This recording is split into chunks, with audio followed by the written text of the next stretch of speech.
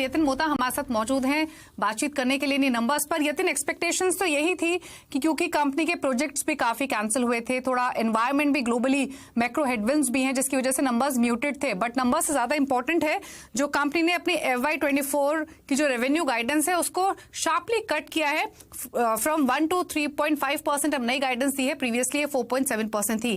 कैसे लग रहे हैं ये नंबर्स और ये रेवेन्यू गाइडेंस जो डिक्रीज की है कंपनी ने, लगता है डेंट देगी कल? बिल्कुल। और अगर इन्फोसिस की बात करें तो जो पहली तिमाही के नतीजे आए हैं वो आपको पहले बता दूं। मुनाफा जो है कंपनी का 5,950 करोड़ आया क्वार्टर का और एक्सपेक्टेशन था लगभग 6,200 करोड़ का। तो जो मुनाफा है उस पर क्लियरली मिस है। एबिट भी अगर आप देखेंगे तो मार्जिन पे थोड़ा बहुत प्रेशर था। एबिट का मार्जिन लगभग 20.8% आया है जो 21% के आसपास का अनुमान था। और जहां तक कि आय का भी सवाल है, डॉलर रेवेन्यू ग्रोथ ये लगभग $460 मिलियन के आसपास आती हुई नजर पड़ी, 460 करोड़ डॉलर्स के आसपास आती हुई नजर आई है। नाउ मेन मुद्दे की जो बात है वो है रेवेन्यू गाइडेंस काटना। जो पिछला क्वार्टर था वहां रेवेन्यू गाइडेंस 4 से 7% की बैंड पे था, उसको काट के अब इन्फोसिस ने रेवेन्यू गाइडेंस 1 से 3.5% की बैंड पे किया हुआ है। और ये थोड़े दिनों पहले जो कंपनी ने $2 बिलियन का AI कॉन्ट्रैक्ट अनाउंस किया था, वो कॉन्ट्रैक्ट अनाउंसमेंट के बावजूद ये रेवेन्यू कट आता हुआ दिखाई पड़ रहा है। तो क्लियरली जहां तक कि इन्फोसिस का सवाल है, बड़ा डिसअपॉइंटमेंट है कि इन्होंने अपना रेवेन्यू गाइडेंस लगभग 3% से दोनों साइड से काटा है। और एक नेगेटिव सरप्राइज आप देख पाएंगे शायद कल के सत्र में, क्योंकि ये एक्सपेक्टेड नहीं था कि रेवेन्यू गाइडेंस काटेगा। और अगर हम डॉलर रेवेन्यू की बात करें, नतीजों की बात करें तो इन लाइन से थोड़े कमजोर हैं, लेकिन ओवरऑल बेसिस पे क्योंकि गाइडेंस थोड़ी बहुत कमजोर है, यहां शायद आपको शेयर में थोड़ा बहुत डाउनटेक आता हुआ दिखाई पड़े। ऑब्वियसली कुछ ही समय में इन्फोसिस की प्रेस कॉन्फ्रेंस शुरू होने वाली है जहां मैनेजमेंट ज्यादा क्लैरिटी से बात कर पाएगा और डील विंस और डील पाइपलाइन आने वाले तिमाही में कैसा लग रहा है उस पर ज्यादा क्लैरिटी तभी एक्सपेक्टेड है। और डील विंस के साथ साथ यतिन जो कमेंट्री रहेगी या फिर मैनेजमेंट के ये कमेंट्स भी बहुत इंपॉर्टेंट रहेंगे कि रेवेन्यू गाइडेंस जो कम की है उसके पीछे के कारण क्या है, क्योंकि 3% का कट ऑन बोथ साइड छोटा नहीं है। और जैसे आपने भी कहा, स्ट्रीट भी एक्सपेक्ट नहीं करा था, ऑल्दो ओवरऑल नंबर्स मोर और less in line with expectations हैं। कंपनी ने अपने जो मार्जिन हैं वो भी पहले की तरह 20-22% के बीच में मेंटेन किए हैं, बट जो ये रेवेन्यू गाइडेंस कम की है इसके पीछे के रीजंस मैनेजमेंट क्या देगा वो भी बहुत इंपॉर्टेंट रहेगा। बिल्कुल। और दीपाली, अगर हम बात करें इन्फोसिस की तो TCS और HCL टेक और विप्रो जैसी कंपनियों के रिजल्ट्स आ चुके थे और कहीं ना कहीं अब जो हिसाब से इन्फोसिस ने नतीजे दिए हैं, लोगों को लग रहा था कि IT में अब जो रिस्क थे आगे आने वाले क्वार्टर्स में वो कम हो गए हैं और शायद इसीलिए TCS और HCL के कमजोर नतीजों के बाद भी स्टॉक्स चले हैं। लेकिन इन्फोसिस ने क्लियरली जो अपने पीयर्स हैं उससे थोड़ा खराब रेवेन्यू गाइडेंस दिया है। और शायद क्योंकि इन्फोसिस सबसे ज्यादा high beta large cap IT stock है तो यहां आप कल जरूर वॉलेटिलिटी देखेंगे नीचे की तरफ। तो ये देखना होगा कि मैनेजमेंट की कमेंट्री क्या है और शायद क्योंकि ये अपना रेवेन्यू गाइडेंस कम कर रहे हैं तो मार्जिन पे इसका क्या असर होगा। Q1 में शायद आपको एम्प्लॉय कॉस्ट की बेनिफिट जो है वो ना दिखाई दे, Q2 में एम्प्लॉय बेनिफिट एक्सपेंस होने वाला है, एम्प्लॉयज की सैलरी बढ़ने वाली है तो मार्जिन पे भी दबाव रहेंगे। तो आगे जाके क्या रणनीति रहेगी मैनेजमेंट की, ये जानना बहुत जरूरी है। आने वाले क्वार्टर्स शायद चैलेंजिंग दिख रहे हैं इन्फोसिस को और शायद इसीलिए इतना बड़ा रेवेन्यू का गाइडेंस कट आपको आता हुआ दिखाई पड़ रहा है। बिल्कुल, तो मैनेजमेंट की कमेंट्री इंपॉर्टेंट रहेगी। 6 बजे के आसपास कंपनी 1 घंटे की कॉन्फ्रेंस कॉल करती है, सीनियर मैनेजमेंट मौजूद होता है जो परफॉर्मेंस पे बात करता है, तो तब ज्यादा डिटेल्स सामने होंगी आगे के आउटलुक को लेकर, डील्स को लेकर या फिर जो तमाम बातें यतिन ने भी मेंशन की। थैंक यू यतिन आने के लिए और क्विकली बताने के लिए नंबर्स कैसे रहे हैं। आगे बढ़ेंगे, बात करेंगे अब मार्केट की। आज वीकली एक्सपायरी के दिन बाजार में शानदार तेजी रही। इस तेजी के साथ सेंसेक्स, निफ्टी बैंक रिकॉर्ड हाइस पर बंद हुए। Mid cap small cap index भी क्लोज हुए तेजी के साथ ही। सेंसेक्स 474 अंक चढ़कर 67,572 पर बंद हुआ, वहीं निफ्टी 146 अंक चढ़कर 19,980 पर क्लोज हुआ। आज सबसे ज्यादा खरीदारी फार्मा, FMCG, बैंकिंग स्टॉक्स में रही। IT मेटल स्टॉक्स में दबाव देखने को मिला।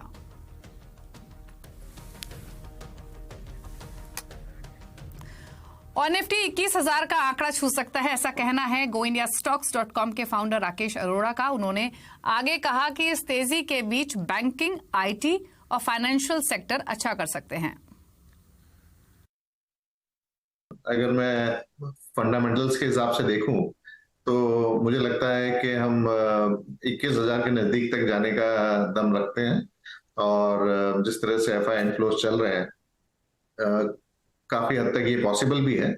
और अगर मैं इंडिविजुअल सेक्टर्स में अगर देखता हूँ तो आधा जो मार्केट है वो है फाइनेंशियल्स और आईटी, और इन दोनों सेक्टर में अभी भी इतना कोई वैल्यूएशन नहीं दिख रहा है, रीजनेबल वैल्यूएशन है। बैंकिंग में तो बड़े बड़े दिग्गज अभी तो चले भी नहीं है, तो और आईटी में भी थोड़ा सा माइनर उछाल हमने देखा है। तो अगर आधा मार्केट अभी वैल्यूएशन के हिसाब से ठीक लग रहा है और एफआई इनफ्लोज आते हैं, तो मुझे लगता है कि और 5-7% की रैली और बन सकती है अभी मार्केट में। और रिलायंस इंडस्ट्रीज यानी आरआईएल का फाइनेंशियल सर्विसेज बिजनेस जियो फाइनेंशियल सर्विसेज का डीमर्जर पूरा हो गया। डीमर्जर के बाद प्राइस डिस्कवरी 261.85 रुपीस तय हुई है। रिलायंस इंडस्ट्रीज एनएसई पर सुबह 2580 रुपए प्रति शेयर पर सेटल हुआ और इसी हिसाब से जियो फाइनेंशियल का रेट तय हुआ है। और वहीं कंप्लीट सर्कल कैपिटल के मैनेजिंग पार्टनर और सीईओ गुरमीत चड्ढा ने कहा है कि जियो फाइनेंशियल को बाजार का थम्स अप मिला है। साथ ही गुरमीत चड्ढा ने जेएफसीएल को लंबी अवधि के लिए रखने की सलाह दी है। तो मुझे लगता है आपको इसमें थोड़ा लंबा व्यू लेना चाहिए, कि आपको ये व्यू लेना चाहिए कि जियो फाइनेंशियल में वो काबिलियत है कि क्या वो 10 साल में डिस्टर्ब कर सकती है। तो इसमें लंबा व्यू लेके एंटर करिए। जस्ट की प्राइस डिस्कवरी अच्छी हुई है और 261 का है, नियर टर्म व्यू के थोड़ा सा शॉर्ट साइटेड मत हुई। प्लेटफॉर्म बनाने में, लेंडिंग बुक बनाने में समय लगेगा। दूसरा, सही टेस्ट होता है खराब क्रेडिट साइकिल। अभी अच्छी क्रेडिट साइकिल है। एक कोविड जैसा पीरियड आता है बीच में जब आपका टेस्ट होता है कि आपका रिस्क मैनेजमेंट कितना स्ट्रांग है। तो इस बिजनेस में जिसका रिस्क मैनेजमेंट स्ट्रांग होता है वही लंबी रेस करता है। और आगे बढ़ेंगे। मणिपुर की हिंसा पर सड़क से लेकर संसद तक हंगामा मचा हुआ है। सोशल मीडिया पर वायरल हुए एक वीडियो ने मणिपुर के मामले को और तूल दे दी है। बुधवार को सोशल मीडिया पर मणिपुर का एक वीडियो वायरल हुआ जिसमें लोगों की भीड़ 2 महिलाओं को निवस्त्र करके सड़क पर घुमा रही है। ये घटना 4 मई को मणिपुर की राजधानी इम्फाल से करीब 35 किलोमीटर दूर कांग पोकपी जिले की बताई जा रही है। वीडियो सामने आने के बाद हर तरफ मणिपुर को लेकर लोगों में रोष है। मणिपुर से लेकर दिल्ली तक सड़कों पर विरोध प्रदर्शन भी हो रहा है। मणिपुर में 2 महिलाओं के साथ दरिंदगी के मामले में पुलिस ने मुख्य आरोपी को गिरफ्तार कर लिया है और इस मामले को लेकर गृह मंत्री अमित शाह ने मुख्यमंत्री बीरेंद्र सिंह से भी बातचीत की। मुख्यमंत्री ने कहा कि दोषियों पर कड़ी कार्रवाई की जाएगी। और इमीडिएटली पुलिस लोगों को बोला कि जो भी है, जो वीडियो का ऑथेंटिकेट करो रियलिटी और फैक्ट, उसके बाद में तुम जहां जहां में सस्पिशन एरिया है उसमें ऑपरेशन करके जो भी है उसको पकड़ना है। और स्टेट गवर्नमेंट इतना भी ट्राई करेंगे कि एफर्ट देंगे कि जो भी एविडेंस वगैरह करके वो जैसे वाला कल्प्रिट को, जैसे वाला क्राइम जो कर रहा है ऐसे वाला को सजा, जैसे मौत का सजा दे, उसको हम एफर्ट करेंगे। और मणिपुर की घटना को लेकर मॉनसून सत्र के पहले ही दिन संसद में जमकर हंगामा हुआ। विपक्षी दल मणिपुर हिंसा के मामले पर संसद में प्रधानमंत्री के बयान पर अड़े रहे। हालात ये हो गए कि संसद के दोनों सदनों को कल तक के लिए स्थगित करना पड़ा। संसद शुरू होने से पहले ही प्रधानमंत्री नरेंद्र मोदी ने मणिपुर की घटना पर गंभीर चिंता जताई। मेरा हृदय पीड़ा से भरा हुआ है, क्रोध से भरा हुआ है। मणिपुर की जो घटना सामने आई है, किसी भी सभ्य समाज के लिए ये शर्मसार करने वाली घटना है। पाप करने वाले, गुनाह करने वाले कितने हैं, कौन है, वो अपनी जगह पे है, लेकिन बेइज्जती पूरे देश की हो रही है। 140 करोड़ देशवासियों को शर्मसार होना पड़ रहा। और मैं देशवासियों को विश्वास दिलाना चाहता हूं, किसी भी गुनहगार को बख्शा नहीं जाएगा। और राज्यसभा की कार्रवाई शुरू होते ही मणिपुर की घटना पर जमकर हंगामा हुआ। कांग्रेस अध्यक्ष मल्लिकार्जुन खड़गे ने मणिपुर की घटना पर चिंता जताई और संसद में प्रधानमंत्री के बयान की मांग की। Manipur is burning and the women are raped and naked, paraded, everything. And Prime Minister is keeping quiet. He is giving a statement outside. He is giving a statement outside. Honorable members. और संसद के भीतर और बाहर आज क्या माहौल था, जाने के चलते हैं लक्ष्मण रॉय के पास। लक्ष्मण, बताइए संसद में किस तरीके का माहौल देखने को मिला और क्या लगता है आगे भी संसद ऐसे ही चलेगी? देखिए, दरअसल आज जब संसदीय दल की बैठक के बाद प्रधानमंत्री ने बयान दिया और मणिपुर के मामले पे काफी कड़ा बयान दिया, उसके बाद ये माना जा रहा था कि विपक्षी पार्टियों को तेवर कम होंगे और जो उनकी मांग थे कि प्रधानमंत्री संसद में आकर बोले, शायद वो मांग थोड़ी सी हल्की पड़ जाएगी।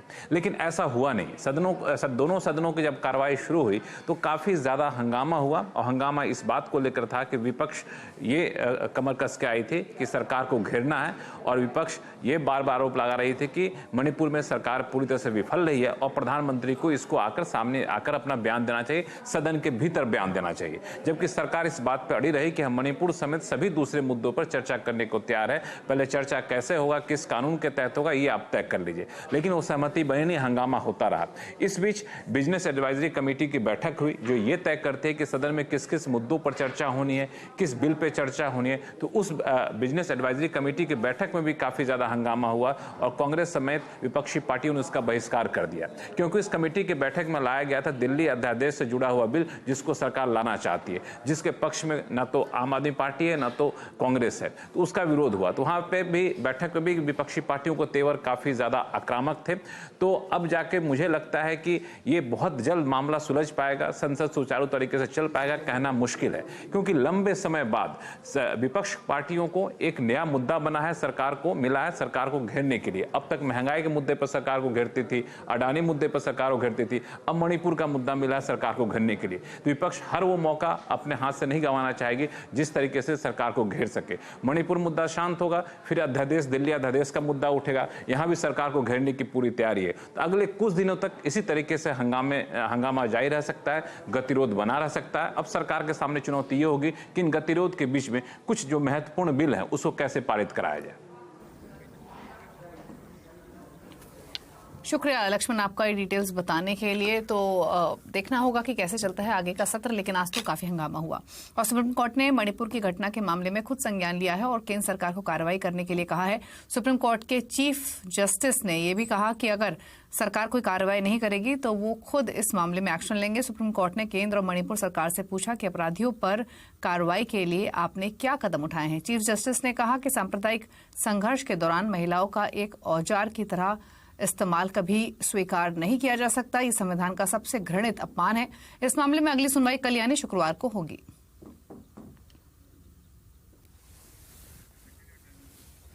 और मणिपुर की घटना ने देश को शर्मसार कर दिया है। आखिर क्यों सुलग रहा है मणिपुर? आज आवाज अड्डा में इसी पर करेंगे बड़ी चर्चा शाम 7:57 पर।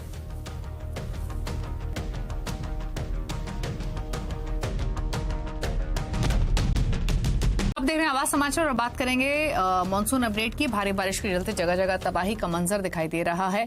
महाराष्ट्र बारिश से तरबतर है। राज्य के 4 जिलों में बाढ़ जैसे हालात हैं। मुंबई, ठाणे समेत कई जिलों में भारी से ज्यादा बारिश हो रही है। रायगढ़ में भयानक लैंडस्लाइड होने से 12 लोगों की मौत हो गई और 48 घर इसकी चपेट में आ गए। 103 लोगों को रेस्क्यू किया गया है। सरकार ने मृतकों के परिवार को 5 लाख की अधिक मदद की बात कही है।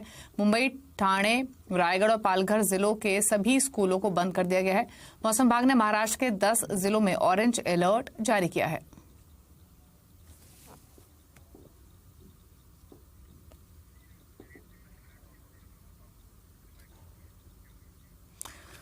और गुजरात में भी जोरदार बारिश हो रही है। सौराष्ट्र, गिर सोमनाथ समेत कई जिलों में बाढ़ के हालात बने हुए हैं। एनडीआरएफ की टीमें राहत बचाव कार्य में लगी हुई हैं। और वहीं अगर बाकी जिलों की बात करें तो हिमाचल प्रदेश, उत्तराखंड, राजधानी दिल्ली में भी अगले कुछ दिनों तक भारी बारिश की संभावना है। मौसम विभाग ने देश के 20 राज्यों में आज भारी बारिश का अलर्ट जारी किया है।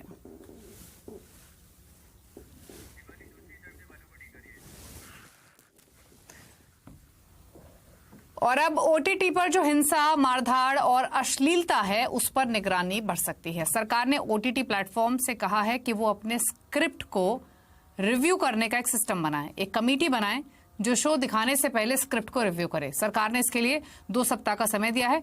पूरा मामला क्या है समझते हैं शिवानी गरज से। तो शिवानी बताइए, ये निर्देश आखिरकार दिया क्यों गया है और अगर सरकार ओटीटी से अब क्या एक्सपेक्ट कर रही है? तो सबसे पहले जैसे दीपाली आपने कहा कि 15 दिन का वक्त दिया है विचार करने के लिए कि इस पर मतलब ये जो लाइक ये बताया है इनफैक्ट ओटीटी प्लेयर्स के साथ, अलग अलग ओटीटी प्लेयर्स के साथ in fact I&B minister Anurag Thakur ने एक मीटिंग की थी कुछ ही दिन पहले, तो उसमें बताया है कि जिस तरह का कंटेंट ओटीटी प्लेटफॉर्म्स पर फिलहाल नजर आता है उसमें अश्लीलता ना दिखाई जाए, जो इंडियन कल्चर है, इंडिया को सही लाइट में दर्शाया जाए। इसी के साथ साथ एक किसी पर्टिकुलर रिलीजन को गलत तरीके से इन प्लेटफॉर्म्स पर ना दिखाया जाए, इसके ऊपर इनफैक्ट ओटीटी प्लेटफॉर्म्स के साथ अनुराग ठाकुर ने चर्चा की और ये इनफैक्ट एक ट्वीट के जरिए भी सारे ओटीटी प्लेयर्स के साथ मिलकर एक फोटो भी इनफैक्ट डाली थी अनुराग ठाकुर ने कुछ दिन पहले। तो ये इनफैक्ट बताया गया है कि ये जो सारा कंटेंट है ओटीटी प्लेटफॉर्म्स पर already self regulation in platforms पर लागू है, लेकिन सेल्फ रेगुलेशन अभी उसकी शुरुआत होनी चाहिए right from the production stage से पहले। तो जो स्क्रिप्ट है उसे कमीशन करने से पहले एक तरह से उसका रिव्यू किया जाए, उसको प्रॉपर्ली देखा जाए कि इसमें इस तरह का कंटेंट पेश आ रहा है। ऑब्वियसली ओटीटी प्लेटफॉर्म्स जो है इसे लेकर ज्यादा खुश नहीं है। उनका कहना है कि ये जो पूरा क्रिएटिव प्रोसेस है उसकी वजह से बहुत ही ज्यादा लेनदेन काफी बड़ा हो जाएगा और ओटीटी फिलहाल एक नेसेंट स्टेज पर है। 10 साल ही हुए हैं ओटीटी प्लेयर्स को यहां हमारे देश के मार्केट में आए हुए, तो नेसेंट स्टेज पर है। तो रेवेन्यू लॉसेस वगैरह पायरेसी के कारण, बिकॉज सभी कंटेंट पर ये इनफैक्ट लागू होगा, तो पायरेसी वगैरह होने के चांसेस बहुत ज्यादा है, तो ओवरऑल रेवेन्यू लॉस हो सकता है। इस बात पर इनफैक्ट ओटीटी प्लेयर्स ने एक कंसर्न जताई है। ओके, चलिए शुक्रिया शिबानी आपका डिटेल्स बताने के लिए। तो देखना होगा कि ये कैसे अब आगे गवर्नमेंट डिसीजन लेती है, लेकिन हाँ अपने कंटेंट को रिव्यू करने की एक हिदायत जरूर दी है सरकार ने और इसके लिए कुछ समय भी दिया है ओटीटी प्लेटफॉर्म्स को। और फेसबुक की पेरेंट कंपनी मेटा ने एक नया artificial intelligence tool Llama 2 launch किया है। हमारे आपके किस काम आएगा लामा, इसी पे है आज का कंज्यूमर अड्डा शाम 5:57 पर।